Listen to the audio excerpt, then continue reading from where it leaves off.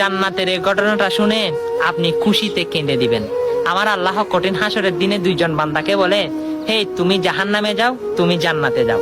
যে কে জান্নাতি বলেছে সে দূরে দূরে জান্নাতের মধ্যে ঢুকে যাবে, আর যে জাহান্নামে যেতে বলছে সেও দূরে দূরে জাহান্নামের দিকে ধাবিত হতে লাগলো। তখন আমার আল্লাহ খেয়াল করলো, তখন জিব্রাইলকে বলে, জিব্রাইল ও কি জাহান্নাম ছিলে না? ও এইরকম দূর দিল যে। তখন ওকে আবার ডাকো, তখন ডেকে আনলো।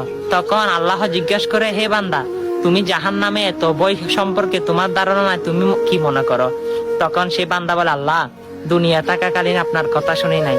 হাসরের ময়দানে কোটি কোটি নবী রাসূল এবং মাকলুকার সহ তাদের সামনে যদি আমি আপনার কথা শুনে যদি দৌড়িয়ে জাহান্নামে না যাই, কেমন দেখা যায়?